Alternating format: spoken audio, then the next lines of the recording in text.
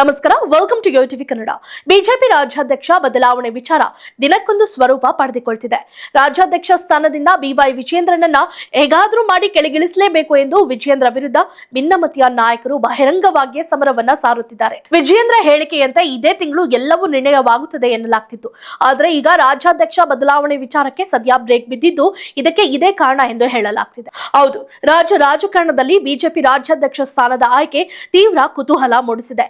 ಈ ವಿಚಾರ ದಿನೇ ದಿನೇ ಗೊಂದಲ ಹೆಚ್ಚು ಮಾಡುತ್ತಿದ್ದು ಭಿನ್ನಮತೀಯರಲ್ಲಿ ಕಳವಳ ಉಂಟು ಮಾಡುತ್ತಿದೆ.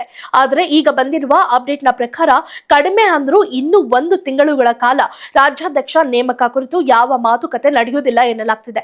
ಇದಕ್ಕೆ ಮುಖ್ಯ ಕಾರಣ ಅಂದ್ರೆ ಬರುವ ಮಾರ್ಚ್ 3ರಿಂದ ವಿಧಾನಮಂಡಲದ ಉಭಯ ಸದನಗಳ ಜಂಟಿ ಅಧಿವೇಶನ ಆರಂಭವಾಗಲಿದೆ.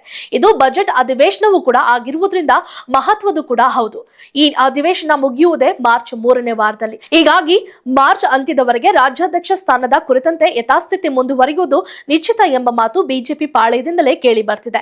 ಇನ್ನು ಸಹಜ ಪರಿಸ್ಥಿತಿ ಇದ್ದಿದ್ರೆ ಆ ರಾಜ್ಯಾಧ್ಯಕ್ಷ ಸ್ಥಾನದ ಆಯ್ಕೆ ಇಷ್ಟು ವಿಳಂಬವಾಗ್ತಿರ್ಲಿಲ್ಲ. ಕಳೆದ ಹಲವು ದಿನಗಳಿಂದ ನಡೆಯುತ್ತಿರುವ ಬೆಳವಣಿಗೆಗಳನ್ನ ಗಮನಿಸಿದ್ರೆ ಪಕ್ಷದ ವರಿಷ್ಠರು ಈ ವಿಷಯದಲ್ಲಿ ಯಾವ ನಿರ್ಧಾರ ಕೈಗೊಳ್ಳಬೇಕು ಎಂಬ ಗೊಂದಲಕ್ಕೆ ಸಿಲುಕಿದ್ದಾರೆ. ಸದ್ಯದ ಸನ್ನಿವೇಶದಲ್ಲಿ ಯಾವುದೇ ನಿರ್ಧಾರ ಕೈಗೊಂಡ್ರೂ ರಾಜ್ಯ ಬಿಜೆಪಿಯಲ್ಲಿ ಒಂದು ಸುತ್ತಿನ ಸಮರವೇ ನಡೆಯಲಿದೆ. ಹಾಲಿ ರಾಜ್ಯಾಧ್ಯಕ್ಷ ಬಿವೈ ವಿಜೇಂದ್ರ ಅವರನ್ನ ಮುಂದುವರಿಸುವ ನಿರ್ಧಾರ ಕೈಗೊಂಡ್ರು ಅವರ ಸ್ವಪಕ್ಷೀಯ ವಿರೋಧಿಗಳು ತೀವ್ರ ವಿರೋಧ ಮಾಡಲಿದ್ದಾರೆ ಎಂದು ಹೇಳಲಾಗ್ತಿದೆ. ಅದರಂತೆ ಇನ್ನು ವಿಜೇಂದ್ರ ಅವರನ್ನ ಬದಲಿಸಿ ಬೇರೊಬ್ಬರನ್ನ ನೇಮಕ ಮಾಡಿದ್ರು ಪಕ್ಷದ ಅಗ್ರಗಣ್ಯ ನಾಯಕರಾಗಿರುವ ಮಾಜಿ ಮುಖ್ಯಮಂತ್ರಿ ಬಿಎಸ್ ಯಡಿಯೂರಪ್ಪ ಬೆಂಬಲಿಗರು ಆಕ್ರೋಶಗೊಳ್ಳುವುದು ನಿಶ್ಚಿತ.